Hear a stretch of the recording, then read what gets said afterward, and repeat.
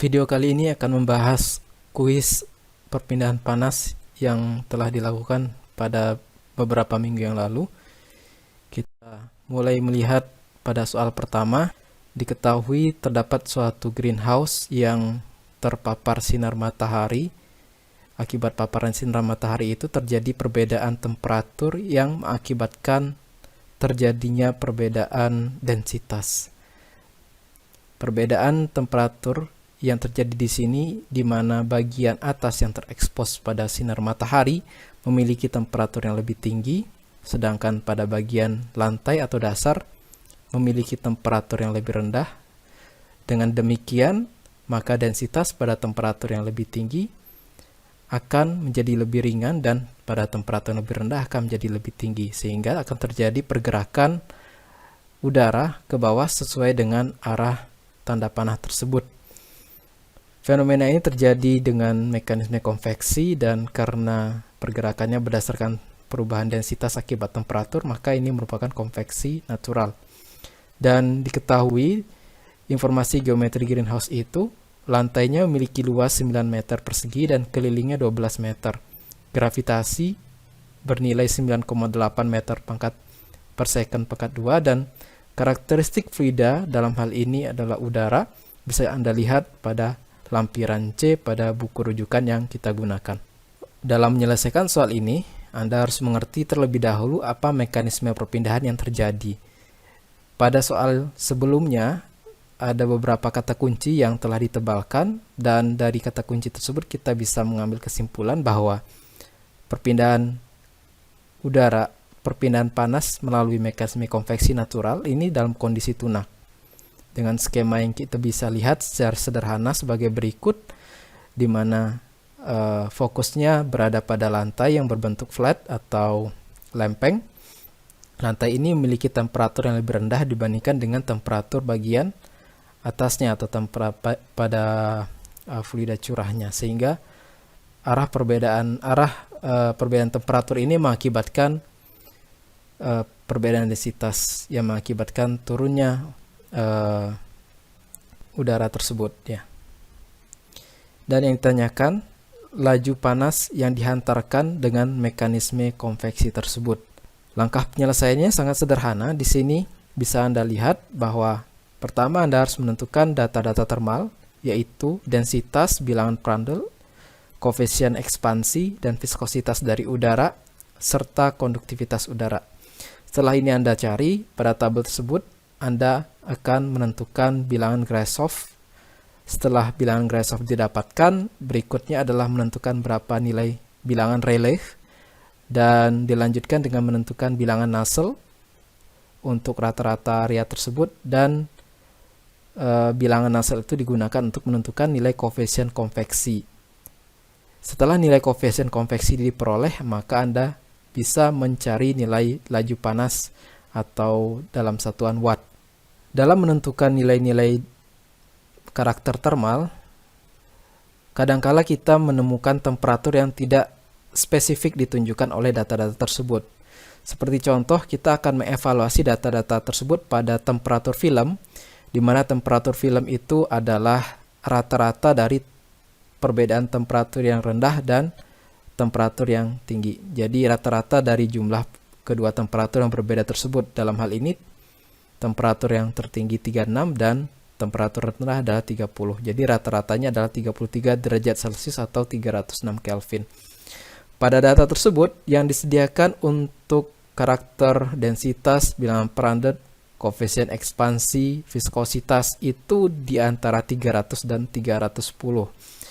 Dan khusus untuk koefisien ekspansi, di sini kita mendekati nilai, meskipun fluida yang kita gunakan di sini adalah udara, tapi data yang tersedia untuk udara tidak ada di sini, dan kita bisa menggunakan pendekatan nilai untuk saturated water di sini.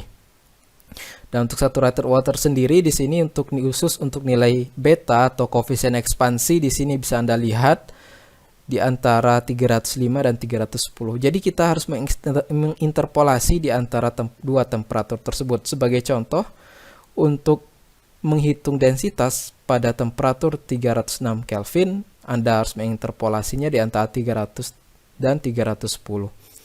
Di sini Anda bisa lihat cara menginterpolasi untuk densitas, dan setelah diinterpolasi Anda mendapatkan nilai densitas sebesar 1,1541 kg per meter kubik. Hal yang sama Anda terapkan untuk menentukan bilangan Prandtl, viskositas, koefisien ekspansi, konduktivitas, dan panjang karakteristik. Dalam hal ini untuk pelat, panjang karakteristiknya adalah keliling atau perimeter yang sudah dinyatakan pada persoalan atau soal sebelumnya.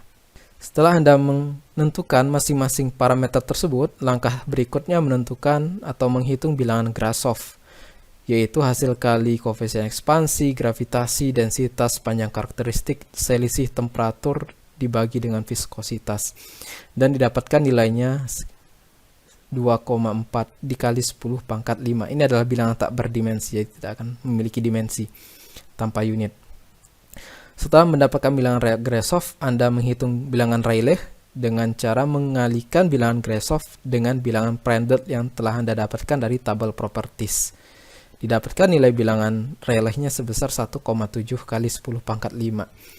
Dari mekanisme fenomena konveksi natural tersebut, untuk menentukan bilangan Nusselt, kita menggunakan persamaan aliran fluida yang turun dikarenakan permukaan lempengnya itu lebih rendah dibandingkan dengan permukaan ambiennya atau permukaan udara curahnya. Yaitu kita menggunakan persamaan di mana bilangan Nusselt itu sama dengan 0,27 dikali bilangan Rayleigh di pangkat 1/4. Ada beberapa persamaan dan kita menentukan persamaan yang digunakan berdasarkan fenomena yang Anda amati. Jadi tidak semua persamaan bisa digunakan secara sembarangan. Jadi ada ketentuannya. Setelah menggunakan bilangan Nusselt untuk kondisi yang sesuai, kita dapatkan nilainya sebesar 9,7161, dan ini kita gunakan untuk mengestimasi berapa nilai koefisien konveksi dengan cara koefisien konveksi atau H sama dengan koefisien konduktivitas fluida. Ini didapatkan dari thermal properties table di C8 dikali dengan bilangan Nusselt yang tadi sudah dihitung dibagi dengan panjang karakteristik atau perimeter tadi, dan didapatkan nilai konduktivitas konveksi, koefisien konveksinya sebesar 0,5059. Nilai ini akan kita gunakan untuk menghitung berapa panas yang mengalir akibat perbedaan temperatur di dalam screenhouse tersebut secara konveksi alami. Dengan menerapkan koefisien konveksi tersebut dikalikan dengan luas bidang dikalikan dengan perbedaan temperatur, dan kita dapatkan nilai laju panas yang berpindah akibat konveksi alami adalah sebesar 27,3178 watt. Nilai ini tidak begitu besar nilai ini. Jadi angka ini cukup reliable atau relevan. Baik, itu adalah soal pertama, dan kita lanjut ke soal berikutnya, yaitu di sini kita memanfaatkan panas yang dihasilkan dari proses pengomposan, di mana panas itu ditransfer dengan menggunakan suatu pipa yang terbuat dari bahan tembaga. Pipa dengan bahan tembaga itu memiliki difusivitas termal atau karakter dari konduktivitasnya sebesar 111 mm² per second, dengan diameter terluar pipa tembaga tersebut sebesar 5 cm dan diameter terdalamnya 4,75 cm. Di mana pada awalnya dinding pipa tersebut memiliki dinding pipa yang bagian dalam itu memiliki suhu yang sama seperti suhu air, yaitu 20 derajat Celcius, sedangkan bagian terluar yang menyentuh kompos itu temperaturnya berada pada 60 derajat Celcius ya. Kita asumsikan meskipun tembaganya terlihat atau ada sebagian bagian yang terekspos ke udara, namun diasumsikan di sini temperaturnya itu bagian terluarnya itu homogen semuanya sama dengan temperatur kompos, yaitu 60 derajat Celcius. Demikian pula pada bagian diameter terdalamnya dia juga sama dengan temperatur air pada mula-mulanya. Di sini ada beberapa kata kunci. Ada pipa, berarti Anda menggunakan koordinatnya koordinat silinder, kemudian difusivitas termal, perpindahannya didominasi oleh konduksi, dan kata kunci mula-mula dan pertanyaannya berapa lama waktu yang diperlukan menunjukkan bahwa fenomena ini adalah perpindahan panas secara konduksi dalam kondisi tak tunak.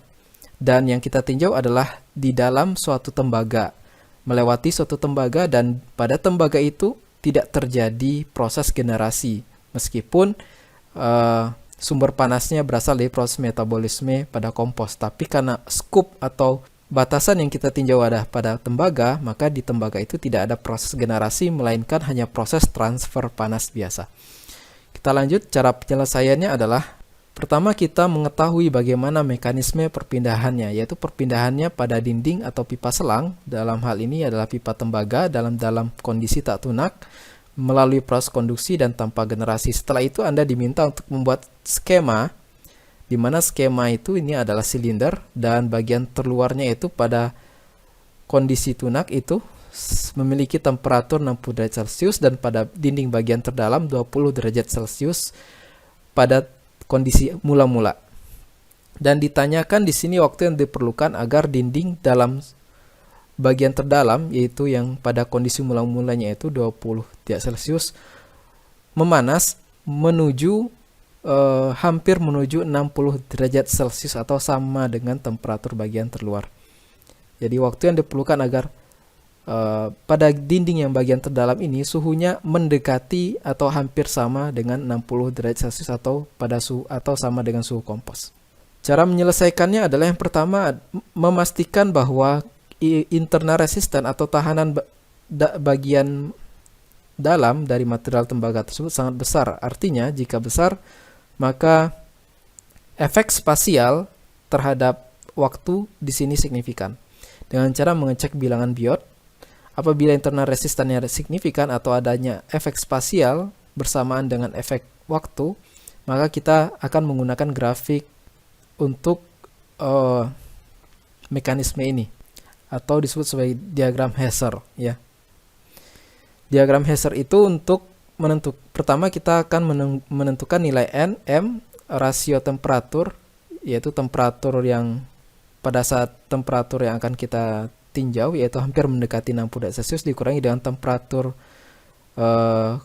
dalam kondisi tunaknya atau tak hingga, di sini yaitu 60 derajat Celcius, dibagi dengan temperatur mula-mula dikurangi dengan temperatur 60 derajat Celcius.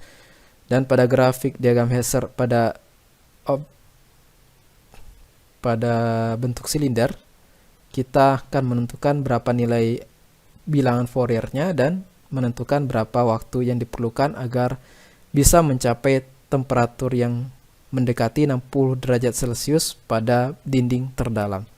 Pertama kita menentukan bilangan Biotnya apakah lebih kecil daripada 0,1 atau sangat besar. Dari pernyataan pada soal diketahui bahwa temperatur bagian terluar itu sama dengan temperatur lingkungannya. Dengan demikian, secara implisit itu menunjukkan bahwa koefisien konveksinya sangat besar dibandingkan dengan konduktivitasnya. Dengan demikian, tahanan resistannya itu sangat signifikan, atau bilangan Biot yang besar itu menunjukkan bahwa tahanan resistan yang sangat signifikan. Sehingga kita akan menggunakan diagram Hesser, yaitu kita harus menentukan berapa N-nya, kemudian menentukan berapa nilai M-nya, dan menentukan rasio temperatur yang bersesuaian, dan menentukan bilangan Fourier yang bersesuaian dengan kondisi tersebut. Dan terakhir kita akan menentukan berapa waktunya berdasarkan bilangan Fourier tersebut. N-nya adalah rasio dari diameter terluar jari-jari terdalam terhadap jari-jari terluar. Dalam hal ini jari-jari itu proporsional dengan diameter, dan kita bisa langsung membagi diameter bagian dalam terhadap diameter bagian luar. Dia dapatkan nilainya 0,95. Namun di sini pada grafik itu nilai 0,95 itu tidak tersedia secara eksplisit pada satu grafik, melainkan dia terletak di antara 0,8 dan 1. Oleh karena itu kita perlu melakukan interpolasi untuk di antara kedua nilai ini, yaitu 0,8 dan 1, untuk mendapatkan nilai bilangan Fourier pada titik tertentu tersebut.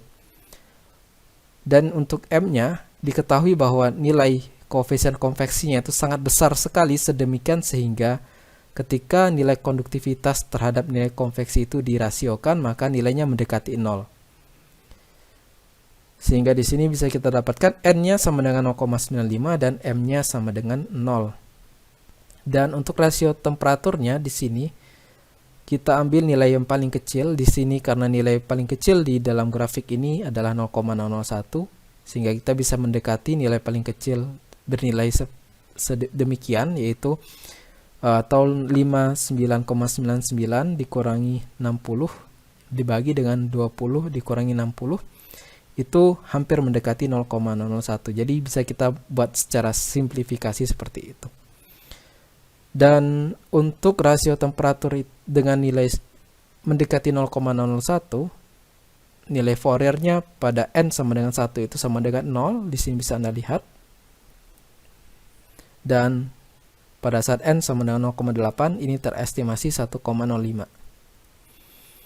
Dan bilangan Fourier untuk N sama dengan 0,95 bisa dihitung dengan menginterpolasi di kedua titik tersebut. Dan didapatkan nilai bilangan Fourier-nya 0,7875.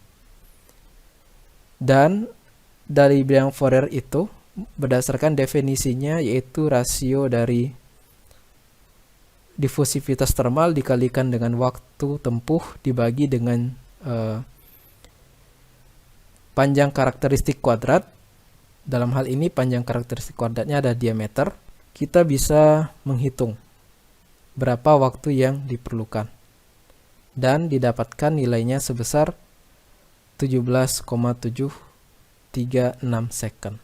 Jadi demikian penyelesaian kuis perpindahan panas yang telah dilaksanakan pada minggu lalu.